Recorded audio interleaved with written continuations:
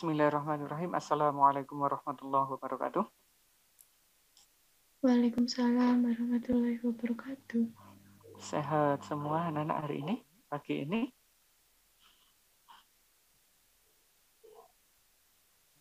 Alhamdulillah, kita sama Allah diizinkan untuk ketemu lagi di kegiatan pembelajaran kimia kelas 10. Dan insya Allah untuk kelas 10.1 hari ini sudah pertemuan yang ke-12. Sudah mendekati PAS, mungkin 2 atau 3 pertemuan lagi. Sambil nunggu teman-teman yang lain, ini karena masih 30 yang gabung, kita cek dulu kehadirannya ya. Pertemuan ke-12. 12 apa 13 Mbak sekarang Mbak pertemuannya?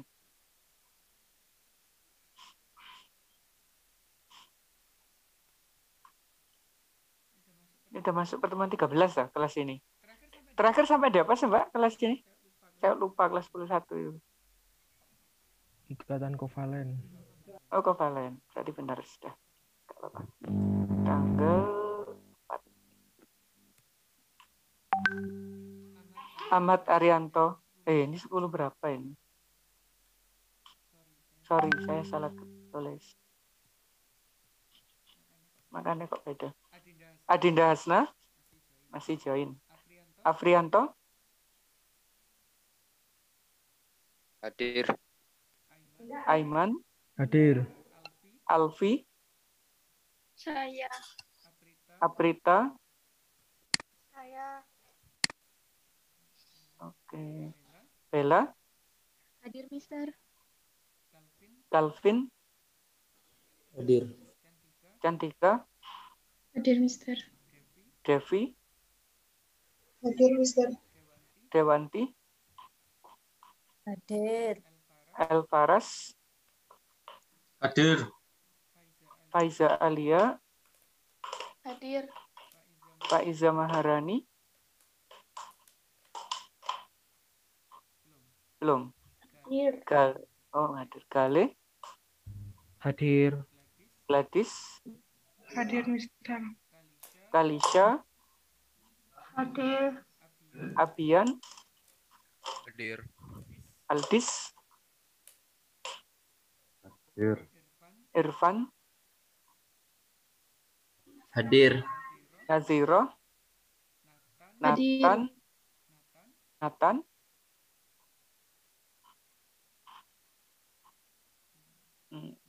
Naufal. Hadir. Mister Nathan mic-nya error. Oke, siap. Raditya. Hadir. Randika. Hadir, Mister. Rifki. Hadir. Salman. Hadir. Cecilia.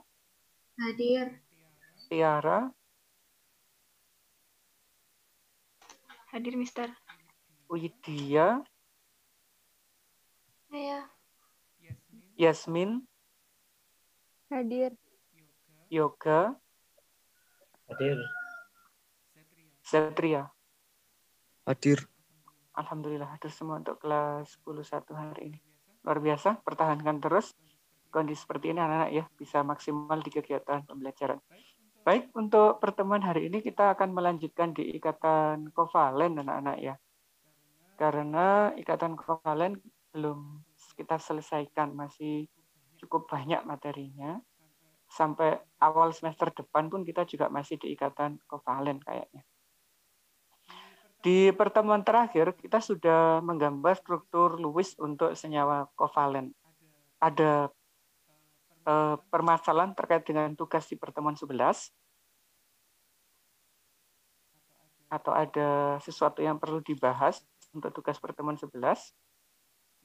Silahkan. Nggak ada. Kalau nggak ada, saya review salah satu nomor yang ada di sana ya. Anak-anak di sana disuruh menggambar molekul struktur Lewis molekul H2S.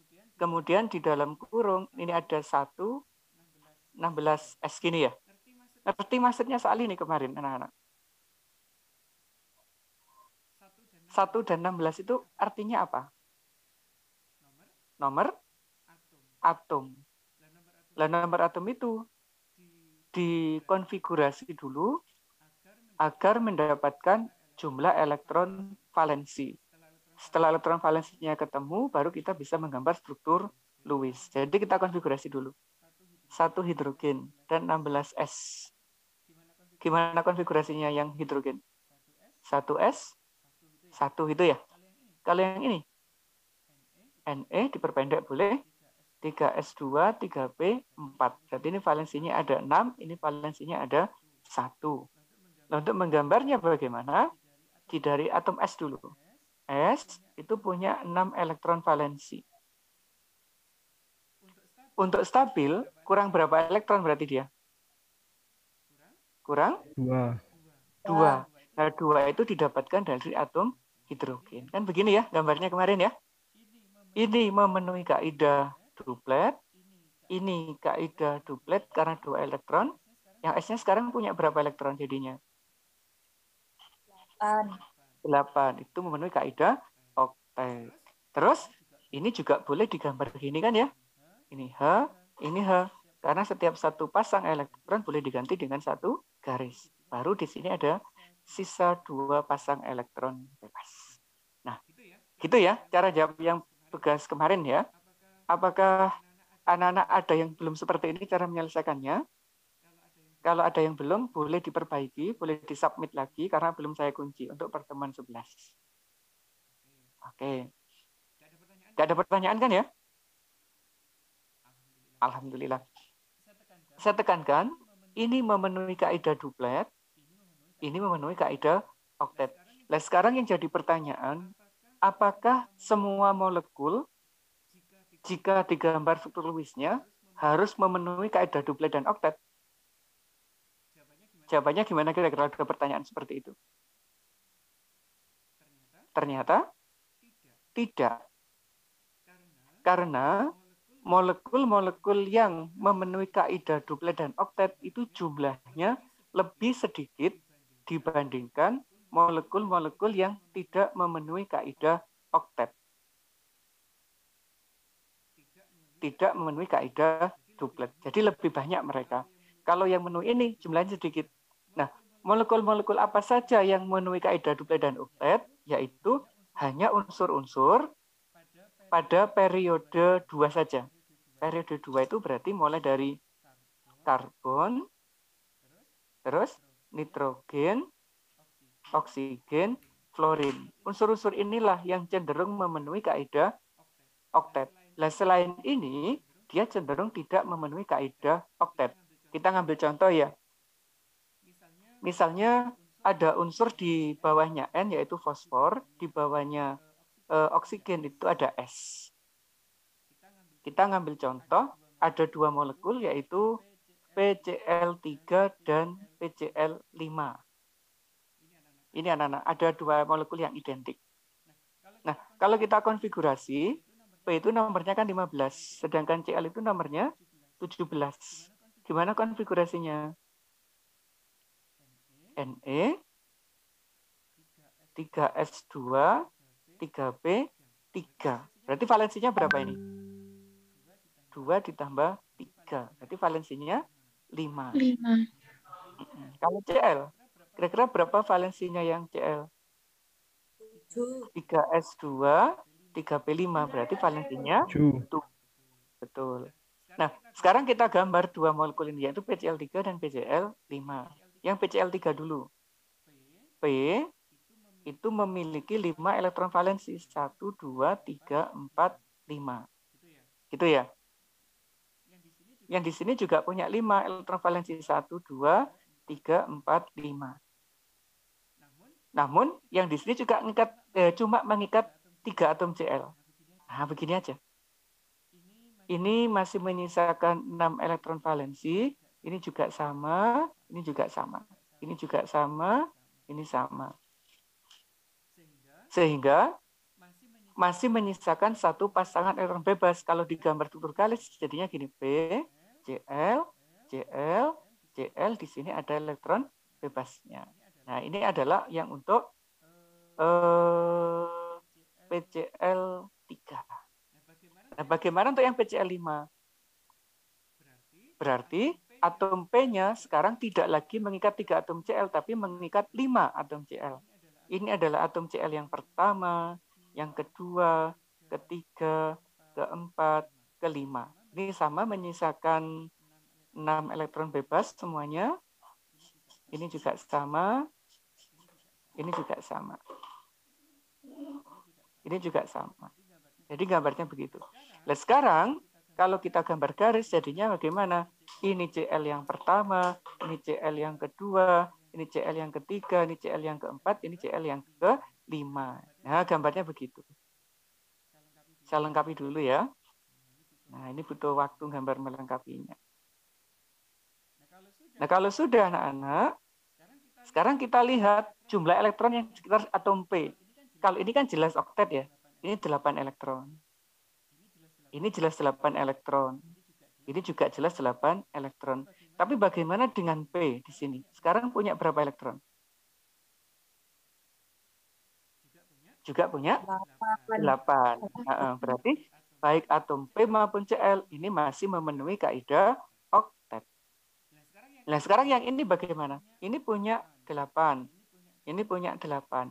Oktet semua ya, yang Cl ya. Karena atomnya sama. Nah, tapi bagaimana dengan P? Sekarang punya berapa dia setelah berikatan?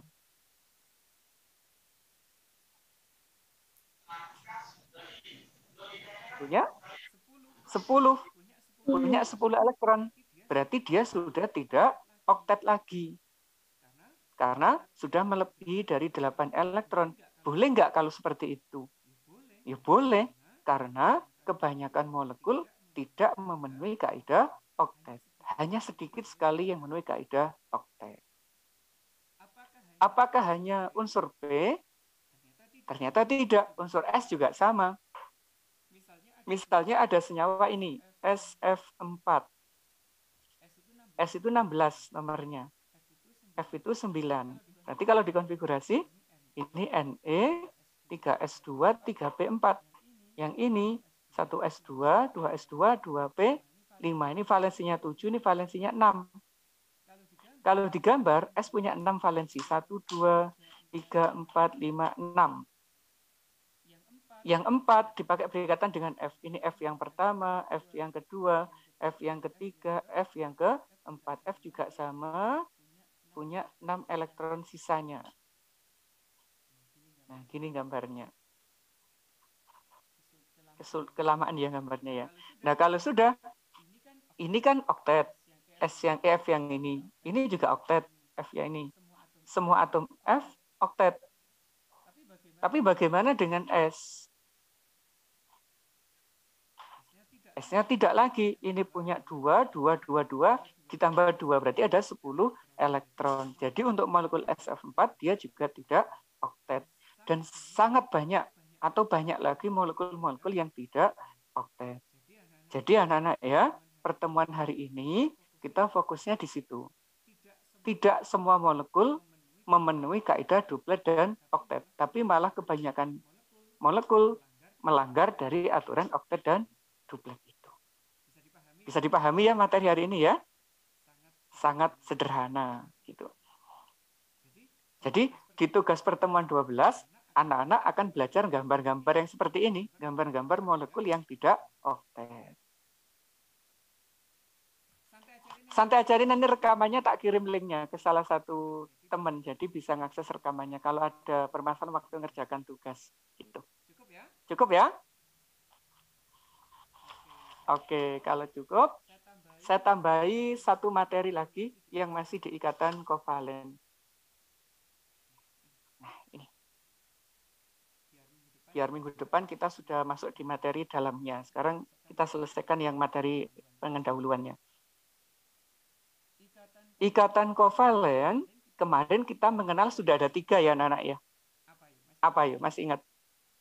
Kovalen tunggal, terus rangkap 2, dan ganda 3. Cirinya, ini ikatannya cuma 1. Ini ada ikatan rangkap begini, yang ini ada ikatan ini. Nah, gitu ya. Contohnya, ini di molekul hidrogen, ini di molekul oksigen, ini di molekul nitrogen. Kalau digambarkan hidrogen gini aja. Nah, kalau oksigen kemarin gambarnya kan begini. Nah, gitu. Kalau nitrogen gambarnya kan begini. Nah, ini adalah contoh dari ikatan kovalen yang tunggal, rangkap 2, dan ganda 3. Ternyata ikatan kovalen masih ada satu lagi jenisnya. Apa? Yaitu yang disebut sebagai ikatan kovalen koordinasi.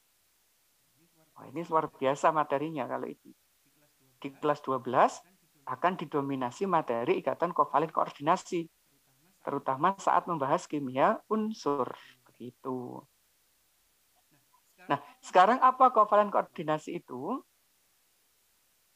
Terus bagaimana proses pembentukannya?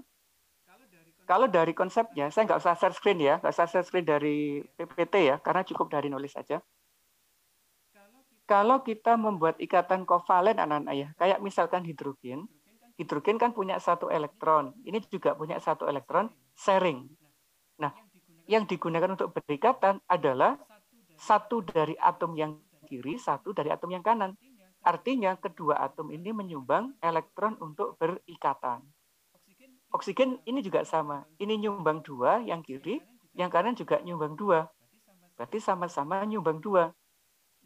Nitrogen juga sama. Ini nyumbang 3, ini juga nyumbang 3. Artinya elektron itu berasal dari kedua atom. Kalau koordinasi tidak. Ini berbeda. Yaitu elektron ikatannya hanya berasal dari salah satu atom. Maksudnya gimana sih? Maksudnya itu begini. Ikatan kovalen koordinasi itu umumnya terjadi jika ada dua molekul yang bergabung anak-anak ya. Misalnya ini, ada molekul NH3 berikatan dengan BF3. Ini satu molekul, ini satu molekul. Kemudian dia bergabung. Itu baru membentuk ikatan kovalen koordinasi. Sebentar, tak buat posisi dulu. Nah, cara menyelesaikannya gimana? Berarti anak-anak harus bisa membentuk dua molekul ini. Nulis dua-duanya. Ini digambar struktur Lewis-nya dulu, ini juga digambar struktur Lewis-nya. Biar bisa ketahuan terbentuknya ikatan kovalen koordinasi. N itu nomornya 7, H itu nomornya 1. Berarti kalau dikonfigurasi 1s2, 2s2, 2p3. Ini valensinya 5. 1s1 berarti valensinya 1. Kalau digambar N ini. Ini H, ini H, ini H, ini sisa 2 elektron. Itu untuk molekul NH3. Kalau BF3 bagaimana? B itu nomornya 5, F itu nomornya 9. Berarti ini 1s2, 2s2, 2p1. Berarti valensinya 3. Ini 1s2, 2s2, 2p5. Berarti valensinya 7. Kalau digambar, gini. Punya 3 valensi, 3-3-nya dipakai berikatan dengan atom F. F-nya ada sisa. Nah, kalau anak-anak menguasai ikatan kimia, wah nanti kalau belajar kimia itu mudah sekali. Karena dasar kimia itu kebanyakan di ikatan kimia. Sekarang anak-anak, kalau kita amati, kedua molekul ini, yang N masih punya elektron bebas. Sedangkan yang B tidak punya elektron bebas. Bagaimana mungkin mereka bisa berikatan? Karena kalau ikatan kayak gini, N nyumbang 1, hidrogennya juga nyumbang 1. N nyumbang 1, hidrogen nyumbang 1. B nyumbang 1, F juga nyumbang 1. Nah sekarang, N punya elektron, tapi B tidak. Nah ikatannya bagaimana? Gitu. Karena B sudah tidak bisa menyumbangkan elektron lagi. Nah, dari sinilah ikatan kovalen koordinasi itu muncul anak-anak ya. Ternyata atom-atom yang memiliki elektron bebas, misalnya atom nitrogen ini, mereka adalah atom-atom yang baik hati. Nggak pelit gitu ya, nggak sombong gitu ya. Karena dia kelebihan elektron, daripada nganggur, disumbangkan ke atom sebelah untuk dijadikan berikatan. Artinya apa? Dua elektron ini akan digunakan oleh N dan B secara bersama-sama. Membentuk apa? Membentuk ikatan yang disebut sebagai ikatan kovalen koordinasi. Gambarnya jadi begini. Ini B, ini F, ini F. Kayak tadi ya. Yang ini H, ini H, ini H. Nah, ini menjadi pasangan elektron ikatan. Karena elektronnya ini hanya berasal dari atom nitrogen, ikatannya dikenal sebagai ikatan kovalen koordinasi. Bisa dipahami ya? Berarti yang nyumbang hanya satu orang. Kalau kovalen biasa yang nyumbang dua-duanya. Kalau koordinasi yang nyumbang hanya salah satu. Nah, bagaimana kalau diubah menjadi garis? Ini jadi pertanyaan biasanya. N, tak tulis lagi ya, H, yang di sini ada B, ini F-nya ada 3.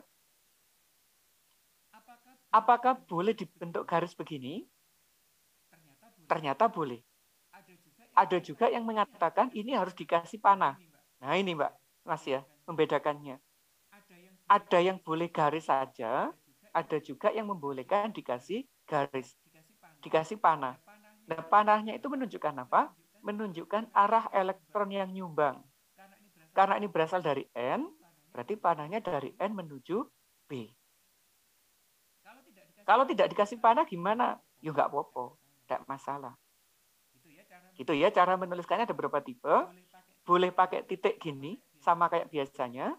Boleh pakai garis biasa, atau garis dikasih panah. Itu menunjukkan proses ikatan kovalen koordinasi. Nah, apakah ada pertanyaan anak terkait dengan materi ini? Alhamdulillah. Mudah ya? Mudah. Nah, nanti di tugas pertemuan 12, anak-anak belajar membuat ini kalau nggak salah 2 senyawa. Gampang sekali buatnya itu. Karena sudah tak kasih contoh. Mirip dengan ini contoh yang dibuat di latihan soalnya. Oke? Ada pertanyaan? Tidak. Mantap kalau tidak. Berarti kalau tidak ada, insya Allah di pertemuan hari ini sudah cukup. Nah, itulah pertemuan kimia. Jadi nggak usah lama-lama, nggak usah sampai harus 40 menit ya. Asalkan target sudah terpenuhi, ya sudah. Kalau minggu depan, kita belajar membuat proyek ya. Anak-anak usahakan punya malam, lilin mainan itu ya. Karena kita akan belajar masalah bentuk dan polaritas molekul. Setelah kita bisa menggambar struktur molekulnya, struktur Lewis molekulnya, kita belajar untuk membuat bentuk dan kepolaran suatu molekul. Ini seru sekali materinya. Kita juga akan proyek membuat berbasis hologram. Jadi anak-anak akan ada tugas membuat video yang berbasis hologram, direkam dan sebagainya. Yang dikumpulkan saya cuma linknya aja, nanti gitu. Itu pertemuan terakhir kayaknya yang membuat hologram. Kalau nutut, kalau nggak nutut berarti di semester depan, di awal-awal semester depan. Baik, ada pertanyaan anak-anak sampai di sini? Tidak ada? Kalau nggak ada cukup ya. Tetap jaga kesehatannya. Kita ketemu lagi insya Allah minggu depan. Assalamualaikum warahmatullahi wabarakatuh.